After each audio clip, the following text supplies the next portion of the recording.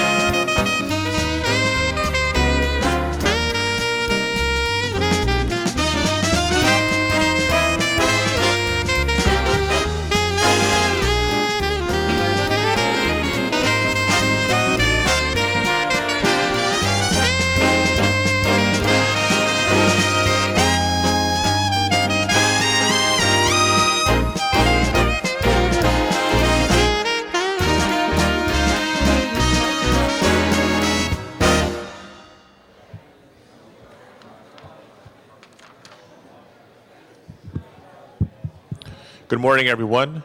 Welcome again to City Hall. Welcome to Council Chambers, and welcome to the first meeting of the Los Angeles City Council for the year 2003. Today is Tuesday, January 7th.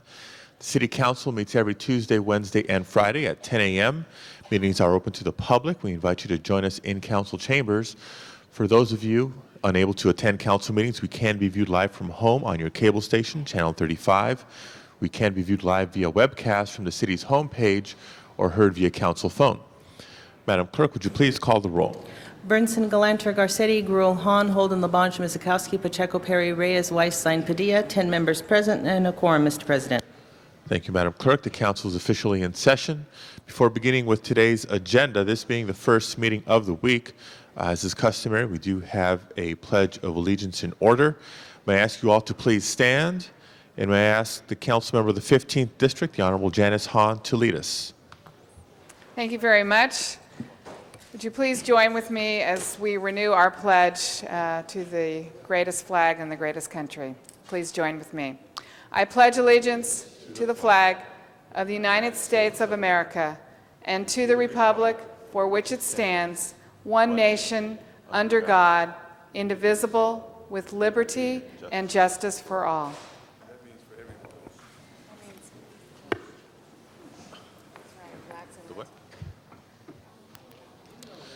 Thank you, Ms. Hahn. Madam Clerk, the first order of business, please. Approval of the minutes. Mr. Labange moves and Ms. Mizikowski seconds. Commendatory resolutions for approval. Mr. Weiss moves and Mr. Burnson seconds. On the regular agenda, Mr. President, item number 1 is a public hearing item, and that is a determination of public convenience or necessity in Council District 3, and a motion is required. Chair recognizes Mr. Zine. Request to receive and file that, item number 1. Members request to receive and file item number 1. I do not have cards from members of the public to address the council on this item. Is there any discussion or objection to receiving and filing this item? Seeing none, item 1 is received and filed. Next item, please. Items 2 through 6 are ordinances pertaining to street lighting districts. I believe 12 council members are expected today. Do you wish to hold those on the desk? I believe Mr. Pacheco has joined us, bringing the roster to 12 members present. We can have the roll reflect Mr. Pacheco's presence. That brings us now to 12 members. Members, items 2 through 6 now before us. I do not have requests from members of the public to address the council on these items, so we shall deem the public hearing satisfied. Members wishing to call any specials. Ms. Hahn. Well, I need item 2 continued till February 11th. To February 11th. Request members to continue item number 2 to February 11th in approximately 34 days. Is there any objection to that? Seeing none, item 2 shall be continued. Members wishing to call items 3, 4, 5, or 6 special? Seeing none, Madam Clerk, please open the roll on the balance of the items. Please close the roll and tabulate the vote. 12 ayes. Those matters are approved.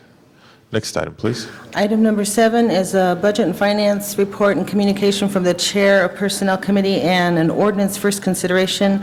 Council may consider that, however, the ordinance should be over for second reading to February 7th pursuant to the Charter Section 1168. Okay.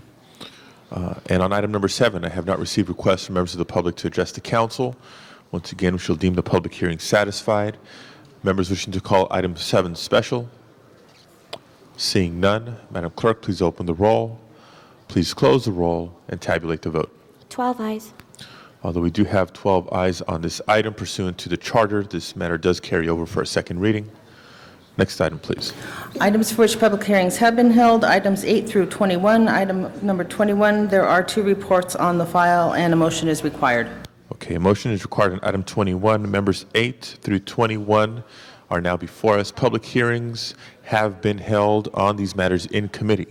A motion from the floor would be required to reopen the public hearings.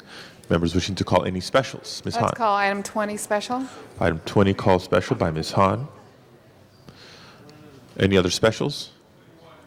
21, call special by Mr. Holden. And let me remind us that we do need a motion from the floor on item 21. Any other specials? Seeing none, Madam Clerk, please open the roll on the balance of the items. Please close the roll and tabulate the vote. 12 eyes. Those matters are approved. Next items, please. Items 22 through 54 are items for which public hearings have not been held. And I do have cards submitted on items 35 and 38. We'll call those matters special. On the balance of the items, I do not have requests from members of the public to address the council, so we shall deem the public hearing satisfied. Members wishing to call any specials, Mr. Weiss. 22. 22 called special by Mr. Weiss. Any other specials? Mr. Labange. I want to continue 35, 30 days. Okay, request members to continue item number 35 for 30 days. Is there an objection to continuing item number 35? Mr. Holden, do you have an objection to that? Oh, no. Okay, let's dispense with item 35 first. Without objection, then, let us continue item 35 for 30 days. And let me alert Mr. Jim McQuiston. One of the cards you submitted is on item 35. Please know we're continuing this matter. Sorry, Jim, I didn't know. Till February 7th. Other Mr. specials? President, members, on 51, I'd like to ask for unanimous consent to just have a slight amendment, and you can move it forward, to change the word from instruct to request the city attorney rather than, Okay. if that's okay, then Okay. as Final amended, we can approve verbal it. amendment. I don't see any objection to that. We'll consider item 51 as amended. Mr. Labange, did you have another special item? 28, is 28 available? 28 is available. We'll call that matter special Thank you. for Mr. Labange. Mr. Pacheco? Move to receive and file 33W. Motion to receive and file 33W. Yes. Any other specials? Mr. Holden? 27, it's going to be costly for the city, so I don't hear it. Item 27 is called special by Mr. Holden. Any other specials? Seeing none, then Madam Clerk, please open the roll on the balance of the items, including item 51 as amended. Mr. Weiss? Sorry, are you holding a vote on the balance of the items or on number 51? I just didn't. On On all the the balance. items. If I could just make a slight amendment that on item 48, if we could just have it note and filed rather than having an action taken on it, please. Okay, members request to note and file item 48. So as we take a vote on these items, 51 is considered as amended.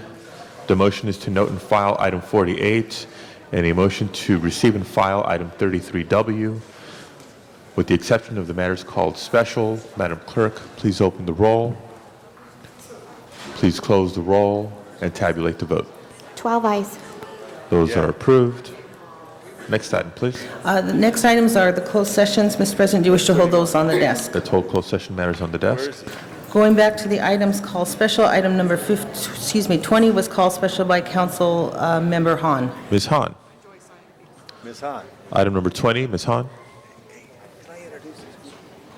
Well, before we get to that, Mr. Labange, I know you have special guests in the audience. Thank you, For an Mr. introduction. President and everybody. Happy New Year. I would like to welcome the first delegation to visit the council chambers. They're part of a delegation that's visiting our cousin city of West Hollywood. Councilmember Steve Martin is here with us. But from the Fujian province, a distinguished prosecutors from their attorney's office. They've had a chance to meet with our city attorney, Rocky Delgadillo, this morning, but they're a distinguished group, and we just wanted to welcome to the city council and ask that their stay be an enjoyable one and they learn an awful lot as the exchange of a people-to-people program. Steve, did you want to say something? I want to thank all my friends on the LA City Council for extending such a warm welcome to our delegation. And when I first got notice that the delegation was going to be coming to our area, I immediately thought of Los Angeles' ambassador to the world, Councilmember Labange, to do this introduction. And given the long history of Chinese participation and immigration to this area, and the fact that they are a major trading partner for the United States, and particularly California, we really appreciate the fact that LA City is extending this very warm welcome to these prosecutors. Thank you so much. Thank you, Mr. President. Welcome. Shay Shay. Thank you very much. Returning now to item number 20, call special by Ms. Hahn.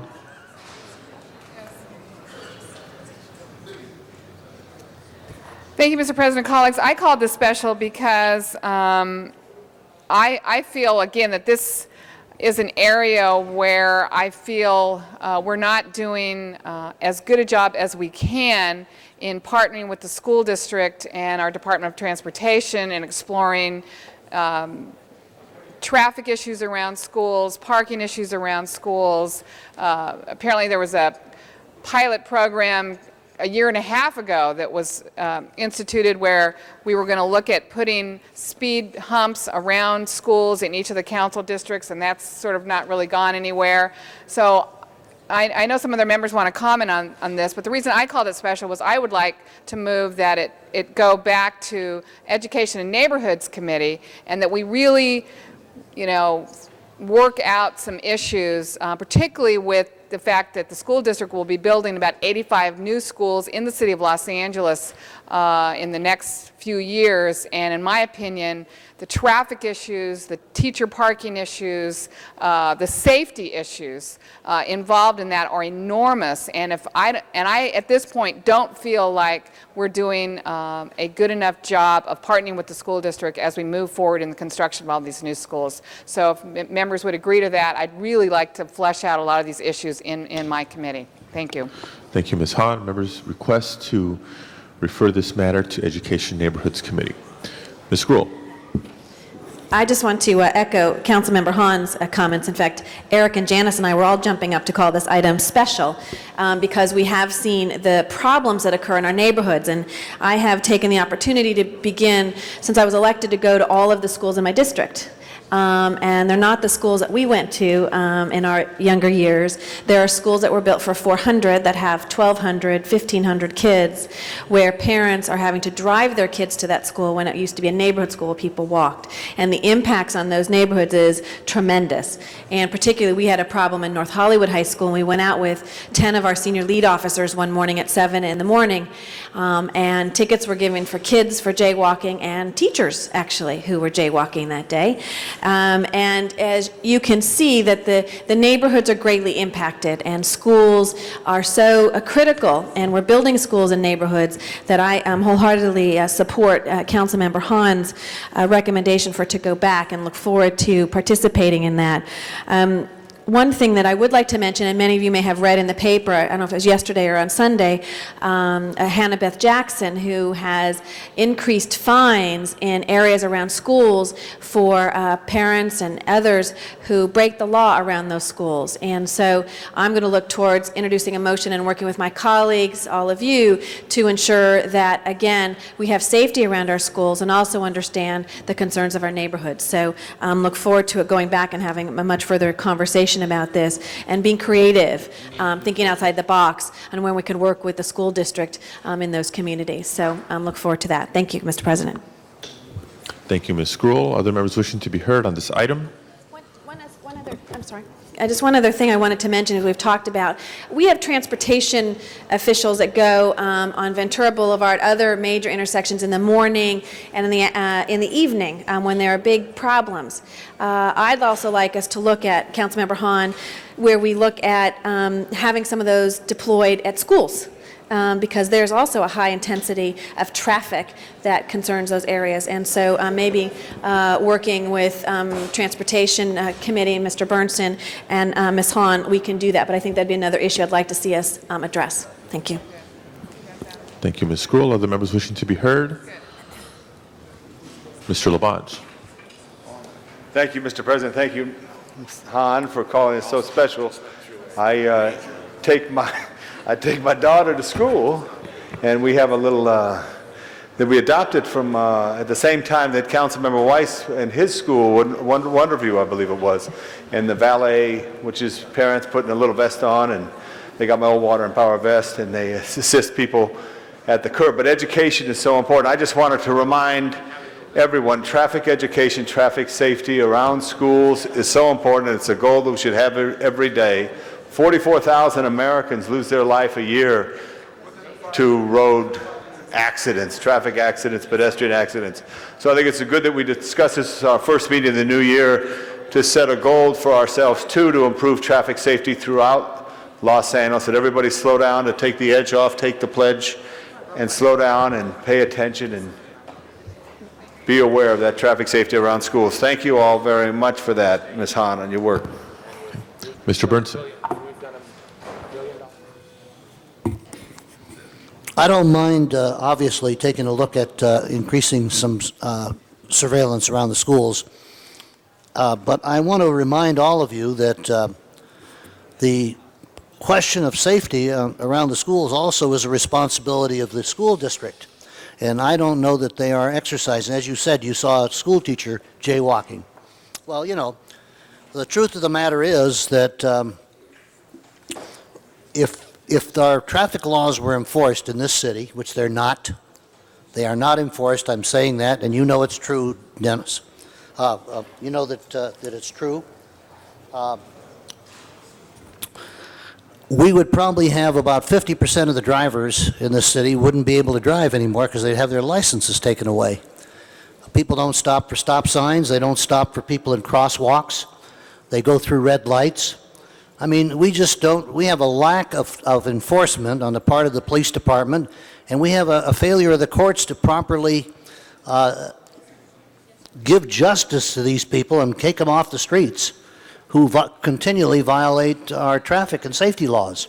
So I'm happy to take a look at trying to help the school district, but I think that the main impetus has to come from the school district. It's their responsibility to teach their staff and their students to be careful. And I think that if we can assist them in any way, I'd be happy to work with them on that. But let us remember that it is their responsibility. Thank you, Mr. Burnson. Mr. Weiss.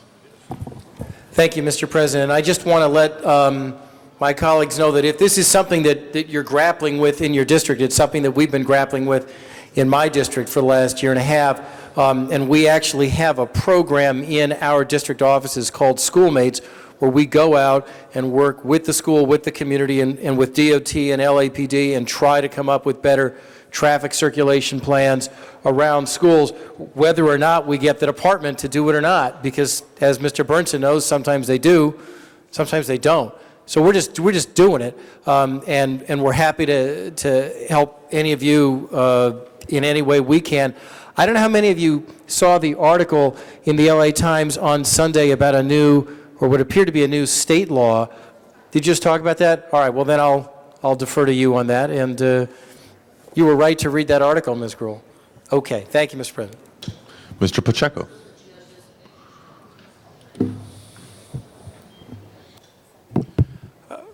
Mr. President, colleagues, I just wanted to tell you that when I got here in 1999, the County of Los Angeles was rated the worst county in the country for pedestrian safety.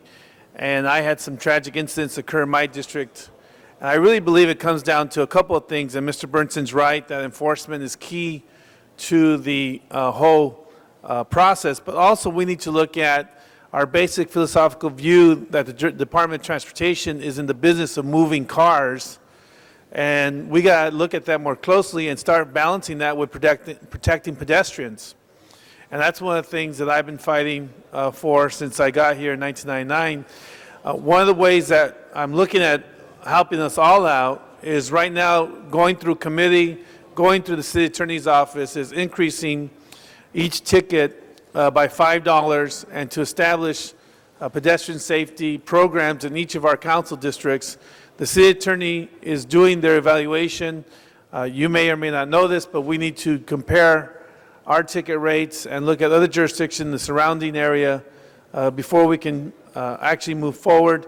And so the city attorney's office and the Department of Transportation is working on that program. So I do want to tell you that we are trying to get resources to each of our council districts to help us with any sort of pedestrian safety oriented programs that we want to implement.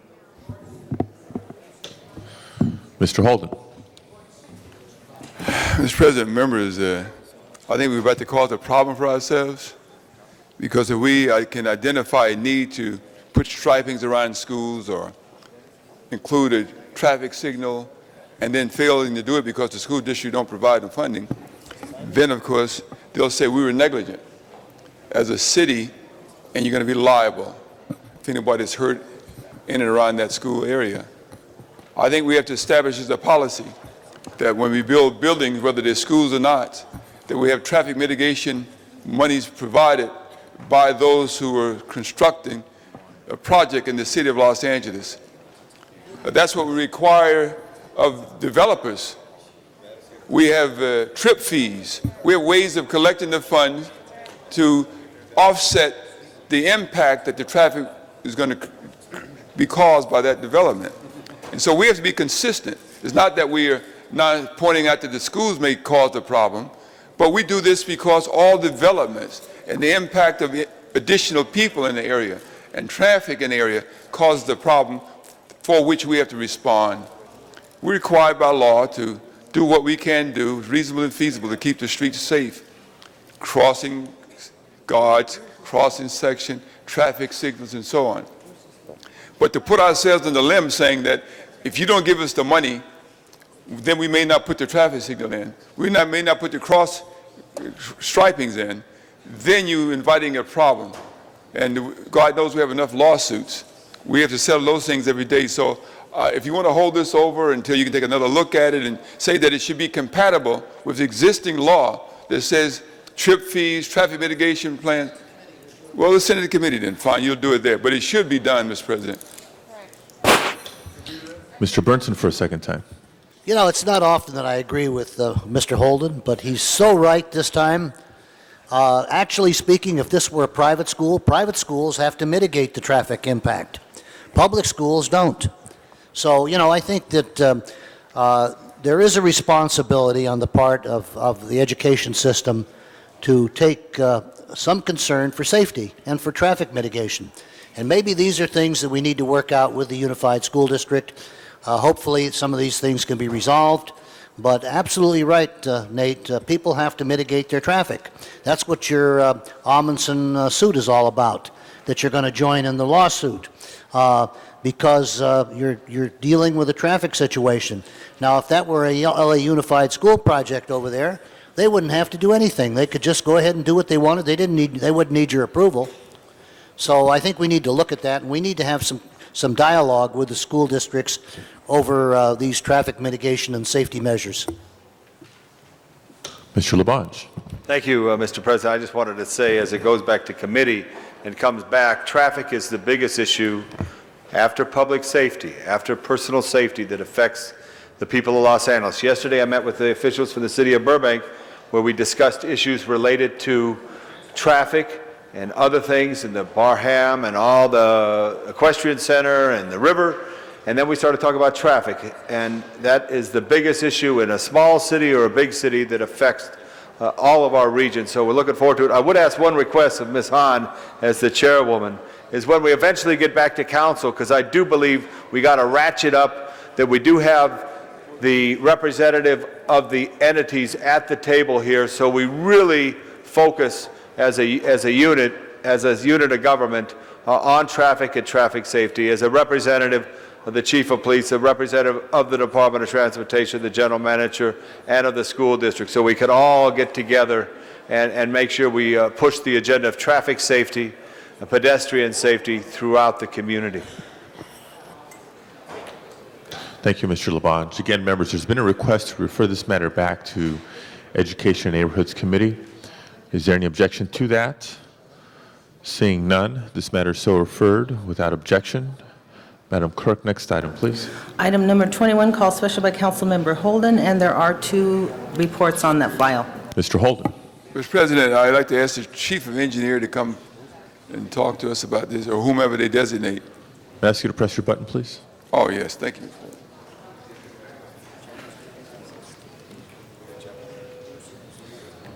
And as he began to speak, Mr. President, watch yourself. Don't use my time doing that. This is dangerous.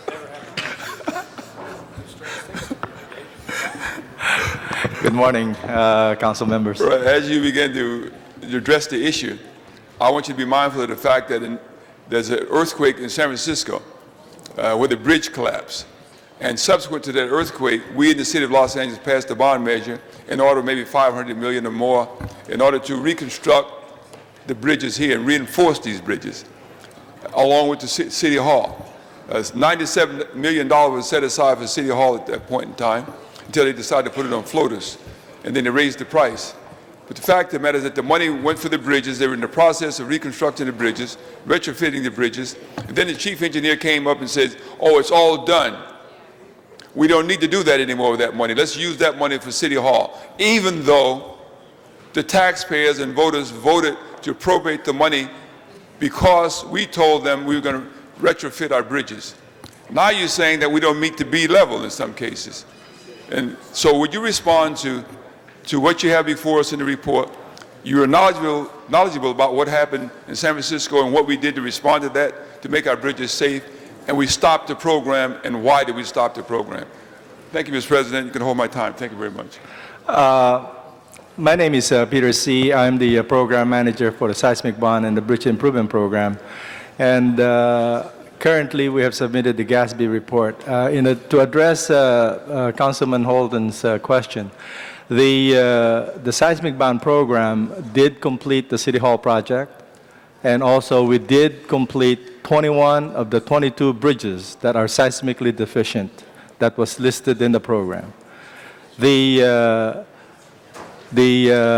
federal government also did provide us with some reimbursements on those expenditures that we did on the seismic bridges, and also on some FEMA reimbursement into the other buildings that we have done under the seismic bond program, which was under Proposition G, which was issued way back in 1990. And the original cost of the issuance was $376 million, but the total expenditure to date that we have is $678 million. And most of those additional expenditures are derived from reimbursements from the federal government and also from state government. So to answer your question, we did complete all of the bridges that are needed to be seismically retrofitted. Those are all done. And the buildings that we need to seismically retrofit, those are also all done. So the amount of funds that we are going to use under the GASB 34 and also to complete the rest of the bridge improvement program are $386 million, but some are 80% reimbursed by federal government, some are funded 100% by MTA, and the only portion that's coming out of Proposition G, or leftover Proposition G money, is about $44 million. And we have presented it to Council way back in December of 2002, and Council did agree for us to proceed with the bridge improvement program at that time. No, I just want to remind you, we didn't get any seismic retrofit money from the federal government of FEMA until the earthquake took place here. This bond measure was passed prior there too, in response to the earthquake that took place in San Francisco when the bridge collapsed. And we were being proactive and put in a measure on the ballot for the purpose of providing funding to retrofit the buildings. The bridges. Now you tell me 20 of 21 was retrofitted, and if it was the case, okay, and what would you grade? Would the grade be A, B, C, or D? They are grade at least a B. At least a B? Yes. Then what are we talking about? Then These are the other bridges. What are the other? These are the other 87 bridges that are listed by the federal government and also by Caltrans to be functionally obsolete, meaning that the bridges are not that wide enough or maybe seismically deficient. Okay. If the width of the bridge, is that a major problem in most cases? On most cases, yes, because if it's not wide enough, then you are susceptible to certain safety hazards. So the funding, the grants are coming to us to widen the bridge? To widen the bridge. Okay, to make it seismically safe, then Yes. what's the problem there, retrofitting that? Can you repeat the question again, please? Retrofitting to make it structurally safe. Yes.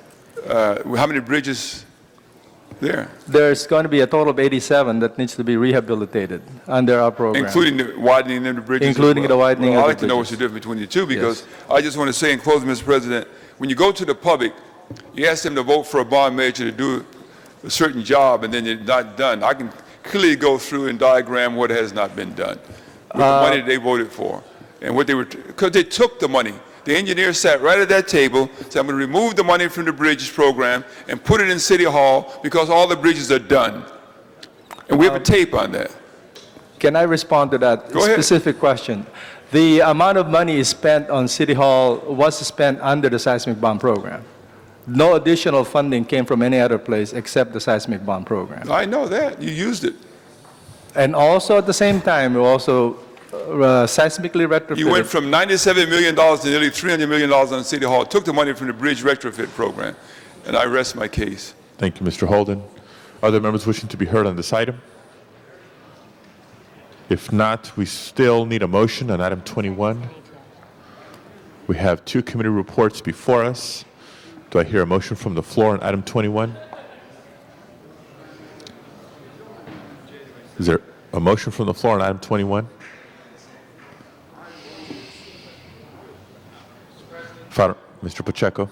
To move the Budget and Finance Committee report. Okay, I have a motion on item 21. Members, anybody else wishing to be heard? Mr. President. Budget and Finance report has been moved. Seeing nobody else wishing to be heard, Madam Clerk, please open the roll on the Budget and Finance Committee report for item 21. Please close the roll and tabulate the vote. 12 eyes. That is approved. And the Madam Public Clerk, Works Committee will be received and filed. Yes, Madam Clerk, forthwith on item 11, please. Next item. Item number 22 was called special by Councilmember Weiss. Mr. Weiss.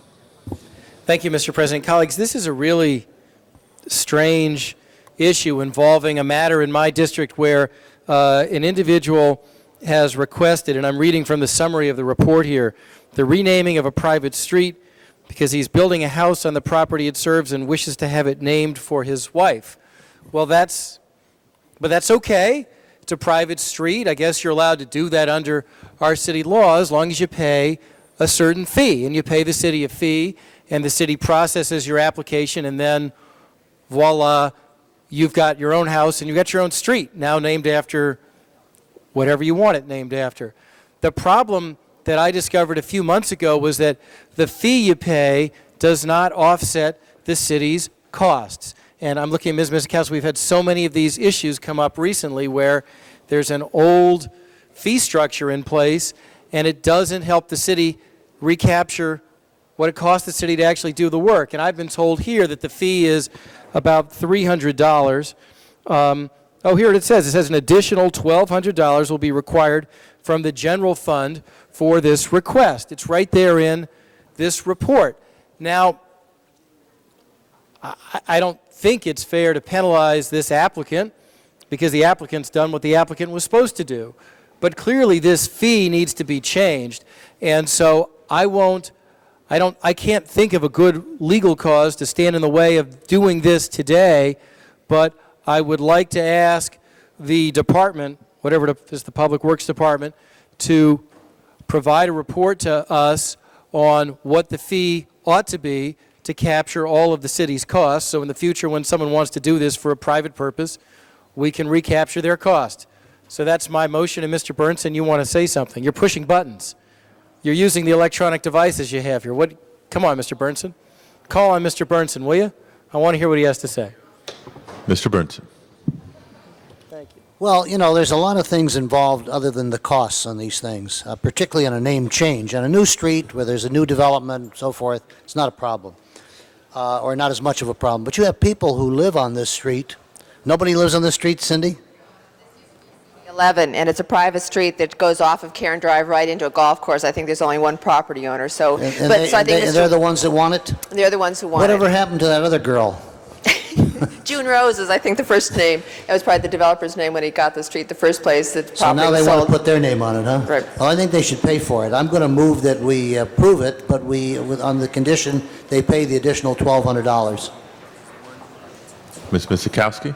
I was just going to say that I was familiar with this area, but I also wanted to second Mr. Weiss's motion. I agree, and obviously I think this council has become more and more aware that when we are doing processing of permits for special consideration, that there shouldn't be any general fund implication. So I think in the future, as Mr. Weiss has indicated, that's fine. And I think perhaps we could ask and should ask this. Let me see if we can find a middle ground here. Let's approve this with the request that the city engineer explore achieving the other costs to the general fund, the $1,200 for the name change, signs, et cetera, so that that can be accommodated. But I agree that I don't think we should hold this one up and just arbitrarily change it in the middle of the process when in fact the process has been followed. Okay, we have the matter before us. We have an additional motion by Councilmember Weiss, seconded by Ms. Miskowski. Is there any further discussion on this matter? Mr. Burnson had a motion. I did not hear a second. I got a second over here. Okay, Madam Clerk, guide us through the amending motions, please. Excuse me, Mr. Burnson's motion was to approve this, but to request that on the condition that the applicant pay the additional $1,200. And Councilmember Miskowski's motion was to approve this and request the city engineer to explore what means would be possible to have the applicant pay the $1,200. I don't have an objection to what Mr. Burnson has suggested. I don't know whether it's legal, and the city attorney may or may not have an opinion on that as we... Mr. City Attorney. Well, I understand that, but we need to act with good cause. We need to act fairly, you know. Thank you, City Mr. President. I've just placed a phone call to a deputy city attorney more well-versed in this area than I am. I'm expecting a phone call back. Let's hold it on the desk till the city attorney gets his opinion, please, Mr. President. Okay, let's hold this matter on the desk. This is item 22, and proceed to the next item. Item number 27, called special by Councilmember Holden. Mr. Holden. Mr. President, members, you probably want to hold this over, and I tell you why. It says here that the fiscal impact, the chief legislative analyst has not completed a financial analysis of this report, and yet it's being recommended that we enter into negotiation with the Unified School District to do the look at some of their lobbyists' reports. I would say unless and until we have some idea what kind of funding we're talking about, well, I think we should let them do. The motion should be do a fiscal impact first. Okay, unless the CLA is prepared to respond on this item today. The Mr. CLA, question for you on item 27. Mr. President.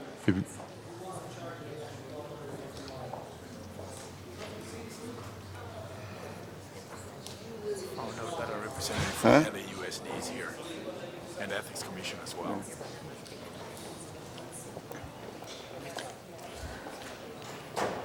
Mr. Holden? It just says here that you have not performed a fiscal impact analysis of this report to find out, let us know about how much it would cost and so on. I mean, you have to do that in conjunction with the Ethics Commission, at least their staff, so we know what we're negotiating. How can you enter the negotiation when you don't know the funding? Well, my assumption would be the negotiations would be that we would not, it would be no cost to the city. We would charge whatever fees necessary to more than compensate us for the expenses that we would be involved with. And but your assumptions are not correct.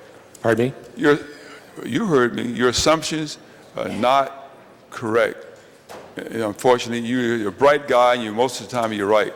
It was your assumption that the MTA... I was wrong a couple weeks ago. Your assumption that the MTA Police Department, we have a contract with them, and they'll always reimburse the city for services rendered.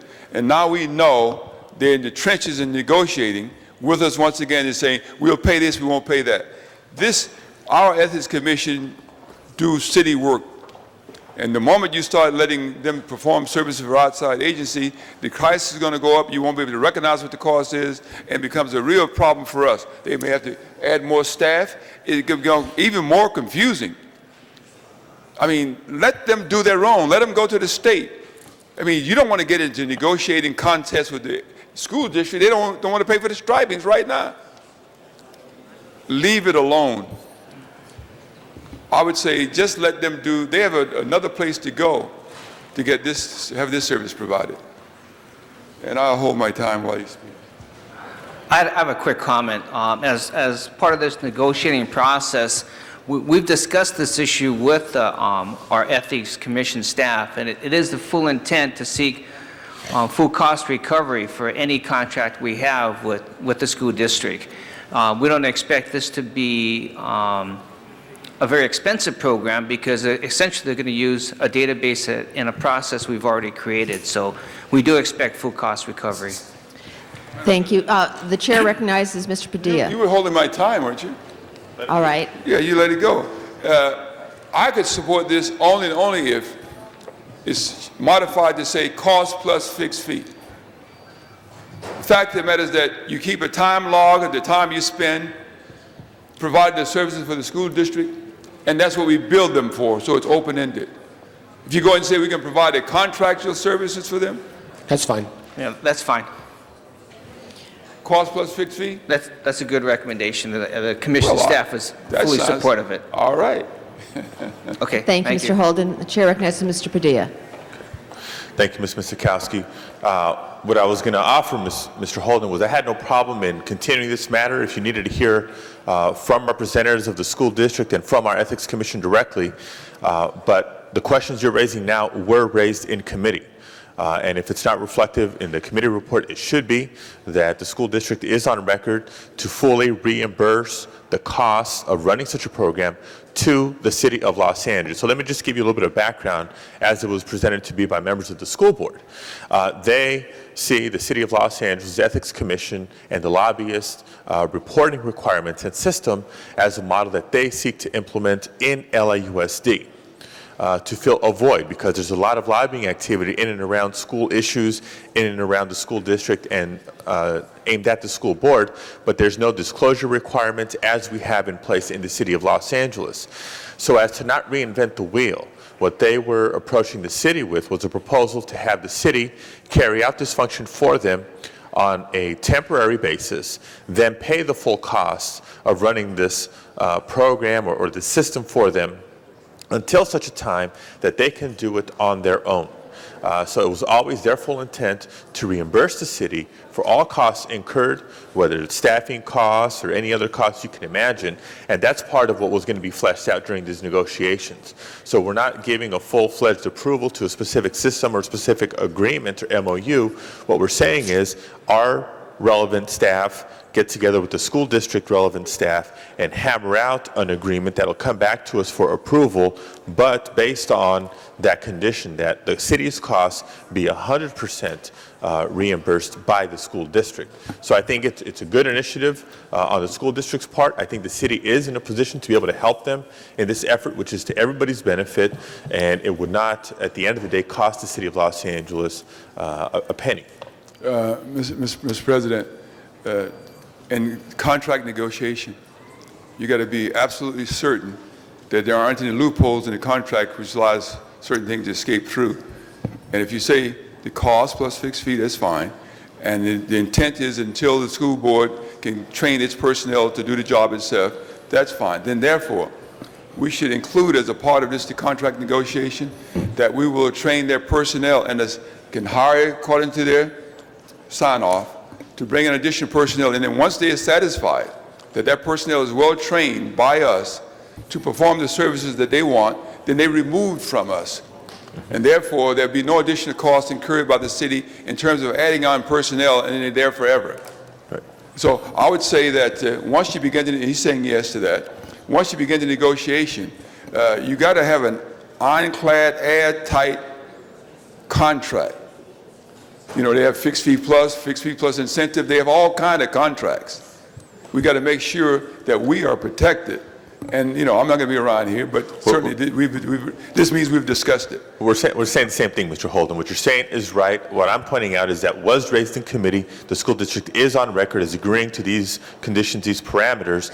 So let's go forward with the negotiations. The ultimate agreement that is the result of negotiations will still come back to us for final approval. So I'm sure you will check it again then to make sure that it's airtight and there's no loopholes in it. It should not be what we intend. It should be what we specify. I understand. And what we specify has yet to come back to us in I the form believe of we an MOU. have agreement between Mr. Holden and Mr. It's got to be Padilla. specified in the contract, you know what I mean? Not, I intend that this to be the case. We What you understand. specified in the contract is done. And the contract will still come back to us for final approval. Okay, with those agreements and specifications as brought forward by Mr. Holden, this matter is now before us. Madam Clerk, open the roll, close the roll, tabulate the vote. 12 eyes. Thank you. That matter is approved. Next item. Forthwith, please. Forthwith on that item. Item number 28 was called special by Councilmember Labange. The chair recognizes Councilmember Labange.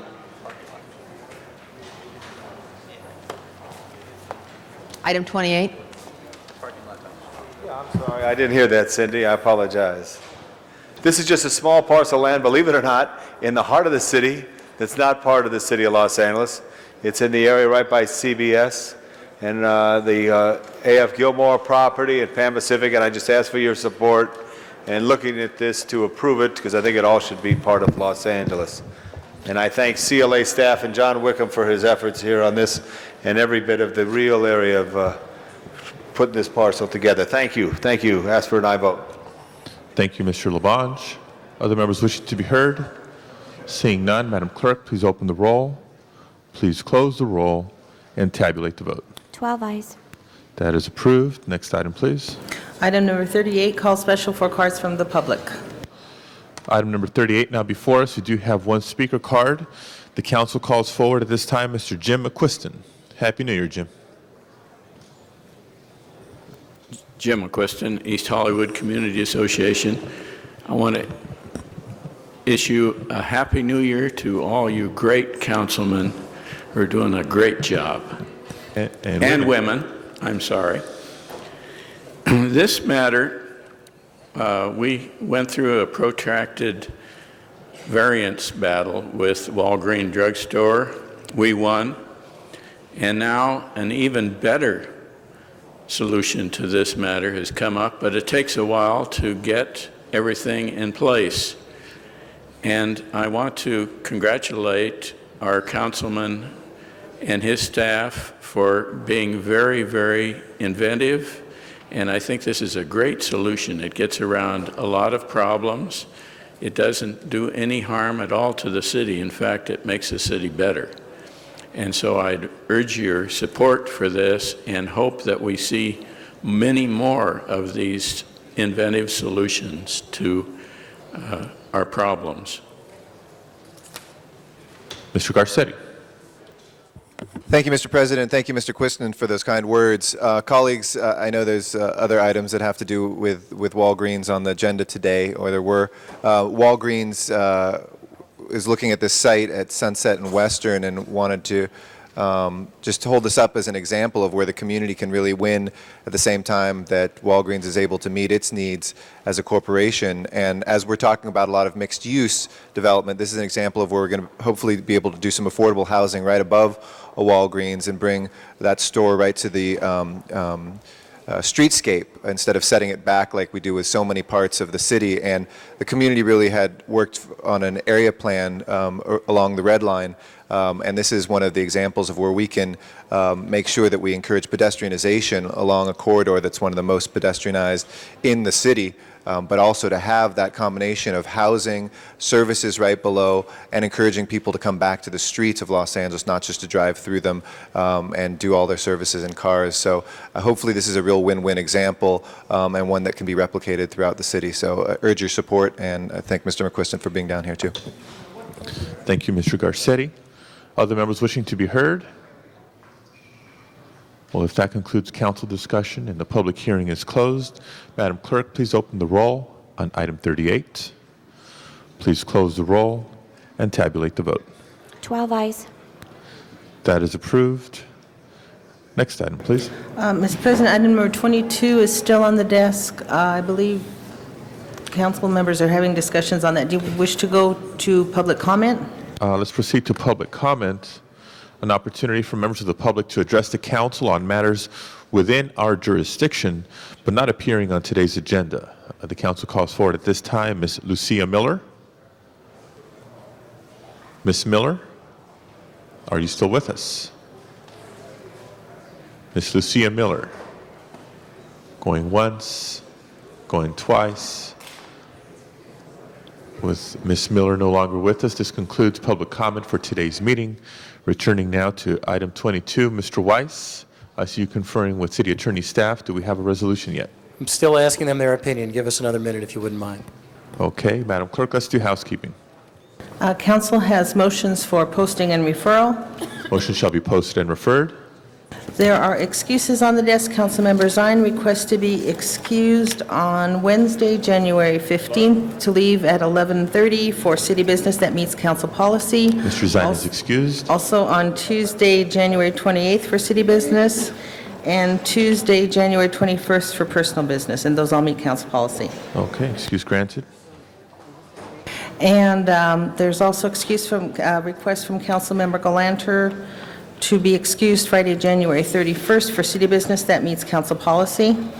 Ms. Galanter is excused. Councilmember Hahn requests to be excused Friday, January 31st to leave at 11:30 for city business that meets council policy. Ms. Hahn is excused. Councilmember Misikowski requests to be excused Tuesday, January 21st and Wednesday, January 22nd for city business that meets council policy. Ms. Misikowski is excused. Councilmember Garcetti requests to be excused on Friday, January 10th to leave at 11:15 for city business that meets council policy. Mr. Garcetti is excused. And Council President Padilla requests to be excused January 10th to arrive late, and that's for city business, and that also meets council policy. Excuse granted. And that clears the desk, except for item 22. Mr. Weiss. I'd ask that we continue it for one day, Mr. President. Okay, members request to continue item 22 for one day. Seeing no objection, so ordered. And I believe we have closed session items remaining, Madam Clerk? Yes, Mr. President, and the Then, desk is clear to go into in closed. conformance with California law, the council will now adjourn into closed session. Guards, please clear the chambers.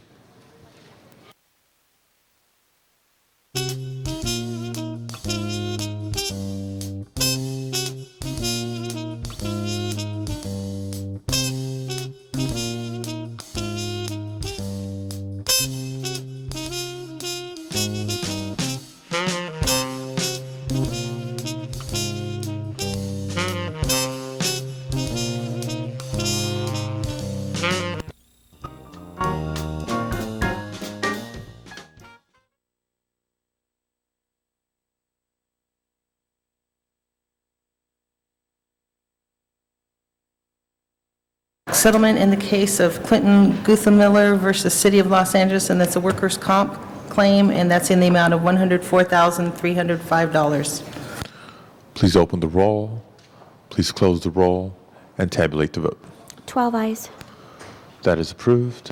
And there's also item number 56, an instruction requesting the city attorney to draft a new ordinance amending the definition of the off-site signs in Please the open the off-site sign roll. ordinance. Please close the roll and tabulate the vote. 12 eyes. That is approved as well.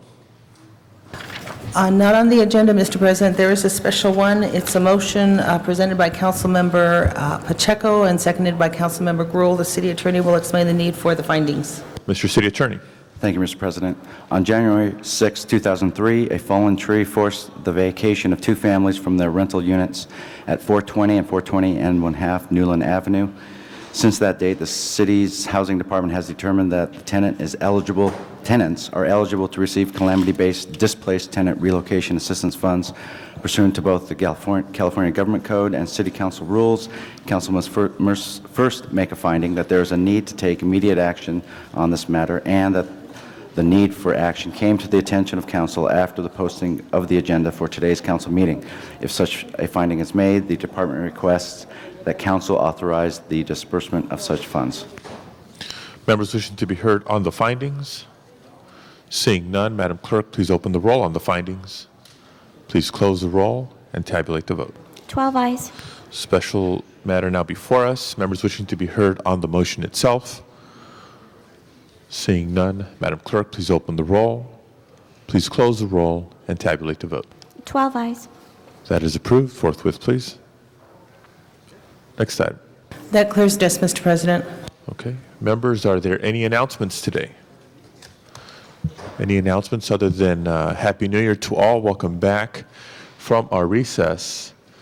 And hope everybody had a good time enjoying the holidays, got some rest, and is ready for a big 2003. Members, are there any adjourning motions? Please rise for adjourning motions.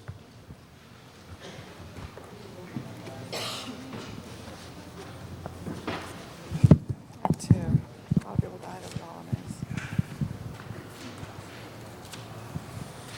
Ms. Hahn. Thank you, Mr. President, colleagues. I would like for us to join today in the memory of my friend Melinda Lansing. Melinda, a longtime community volunteer in San Pedro and the wife of LA Unified School District's school board member Mike Lansing, passed away on December 27th after a 5-year battle with ovarian cancer. Melinda was only 49. Melinda was a volunteer member of the executive board of the San Pedro Youth Coalition, serving as a youth council advisory. She also volunteered many hours at the Boys and Girls Club of San Pedro, Little Sisters of the Poor, and for the Girl Scouts. Melinda was also a Eucharistic minister at Holy Trinity Catholic Church in San Pedro and volunteered at Christ Lutheran School in Rancho Palos Verdes. Melinda touched many people, not only in San Pedro, but all over. And the Daily Breeze even said many were inspired by her courage, her unshakable faith, her infectious smile, and compassion for others, despite her illness. Melinda is survived by her devoted husband, Mike, her daughter, Jamie, 2 grandchildren, her father, Robert Swan, and her sister, Lori Abel. Melinda's giving spirit and dedication to those around her will be greatly missed, not only by her friends and family, but by the whole San Pedro community. The family has asked that anyone who wants to remember Melinda can make a donation in her name to the Boys and Girls Club of San Pedro. We will miss Melinda greatly. All members.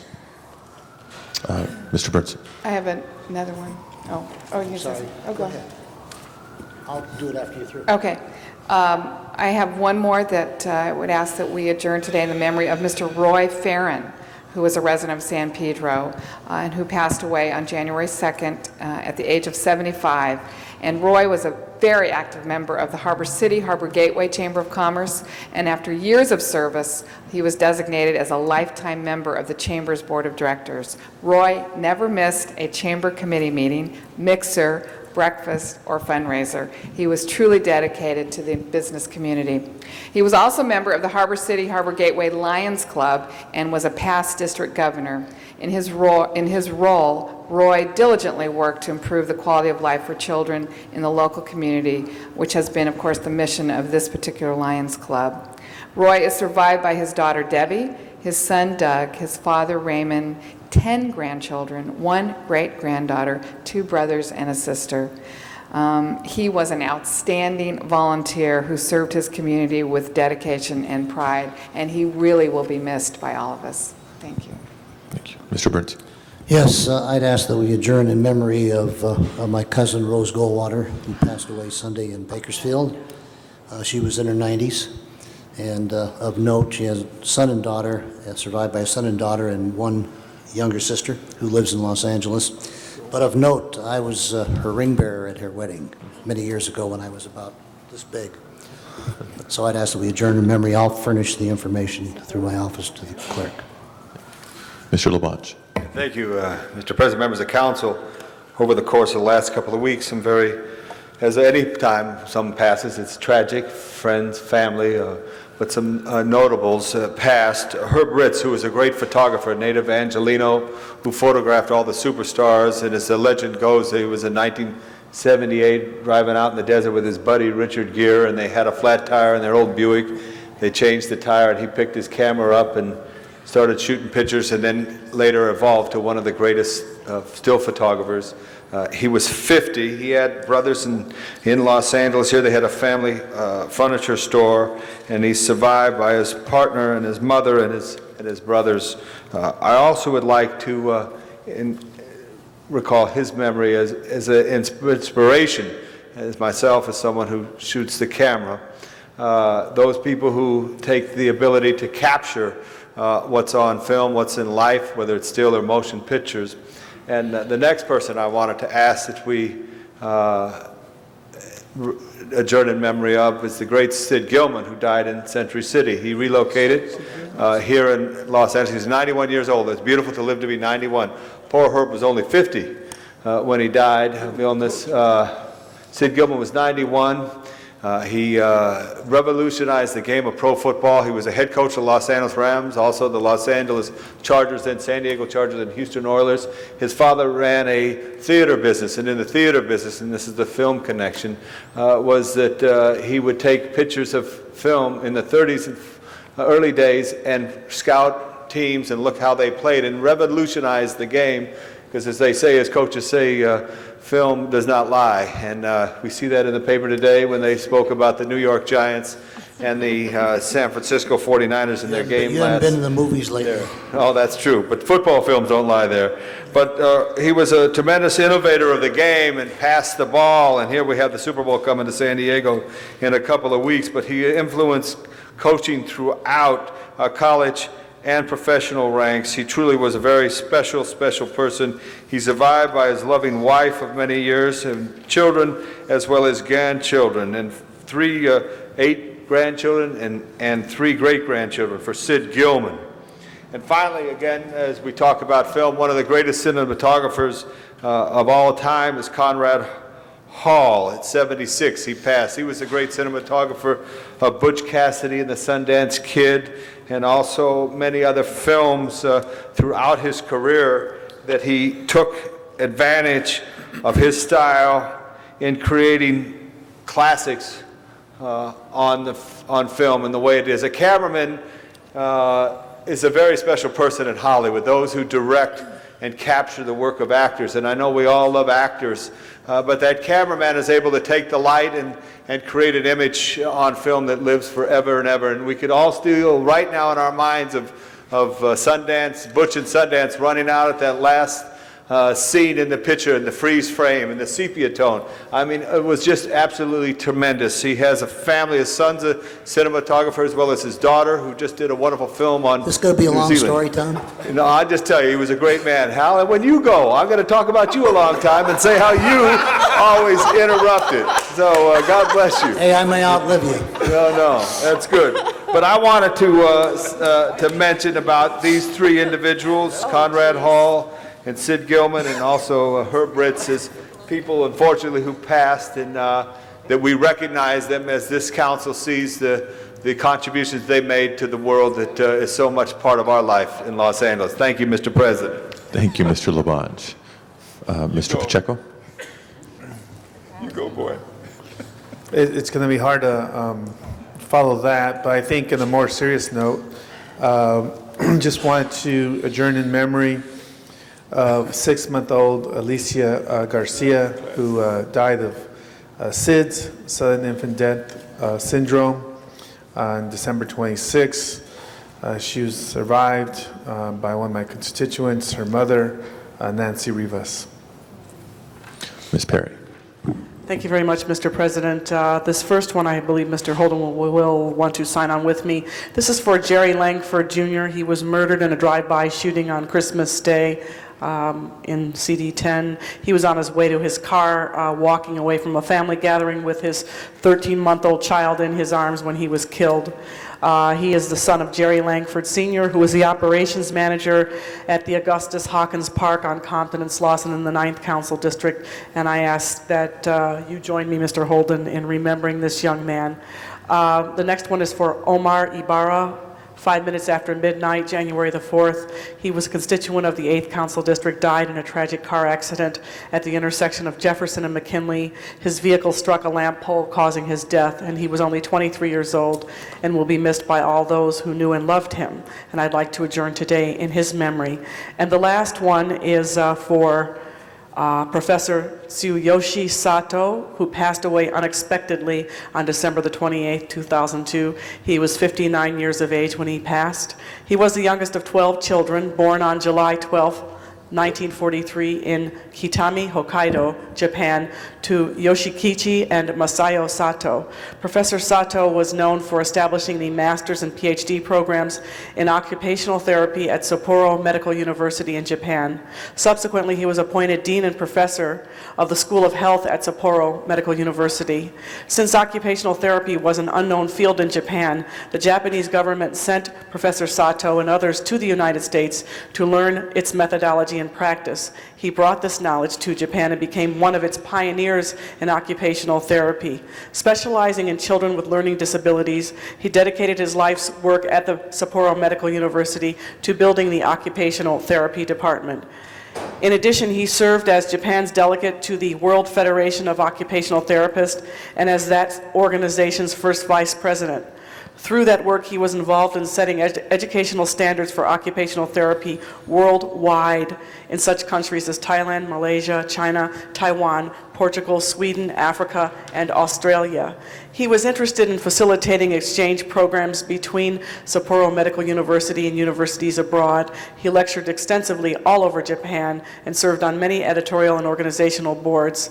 And in 1995, he was awarded the prestigious Kosei Daijin Award, a prestigious award of achievement from Japan's Ministry of Health and Welfare. He is survived by 2 children, Yumi Christine Yamazaki, who is the executive director of the 100th 442nd MIS World War II Memorial Foundation, and Naomi Alicia Sato of San Anselmo, California.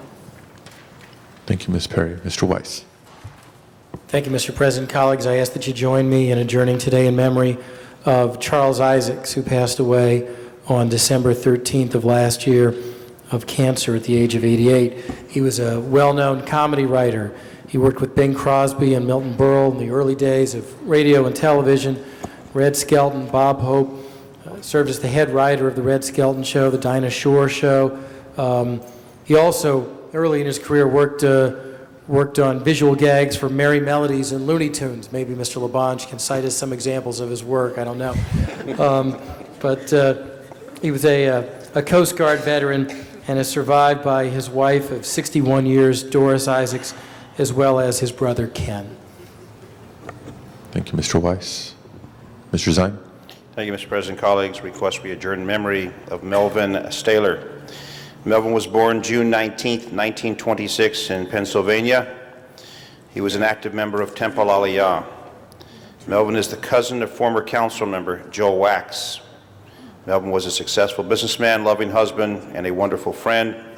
He will be greatly missed by all who knew him. He's survived by his wife, Sandra, of 45 years, son Scott, daughter Debbie, and grandsons Elliot and Jules, and a granddaughter, Sydney. May he rest in peace. All members. Mr. President. Mr. Garcetti. Thank you, Mr. President. Second. I'd like to join with Council Members Pacheco and also Reyes in mourning the passing on Christmas Eve of 5-year-old Isao Morales, the child of Miriam and Humberto Escobar, who are, sorry, it's Escobar, not Morales, Escobar, who are activists in the Glassell Park area, who have been very involved in the creation of soccer fields in the area. And I want to thank all the members of the Glassell Park community who came together to support a funeral for this baby, who died 5 days after being born. $1,535 were raised to be able to bury the baby at Forest Lawn in Glassell Park, and appreciate the community, and wanted to thank Mitch O'Farrell from my staff for all that he did for the family as well. Mr. Holden. I was just going to second the motion for Mr. Zine. June 29th, June 19th, share the same birthday, so I think I'll do that.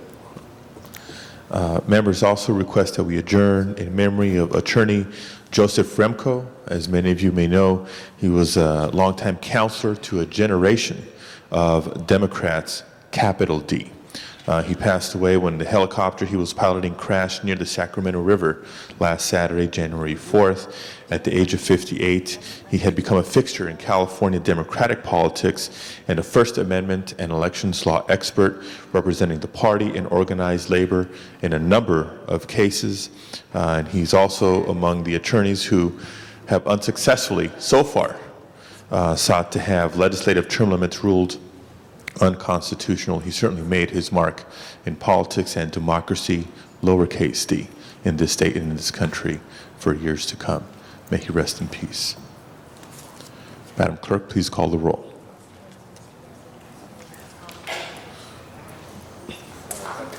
Oh, yes. Thank you all very much. This meeting is adjourned.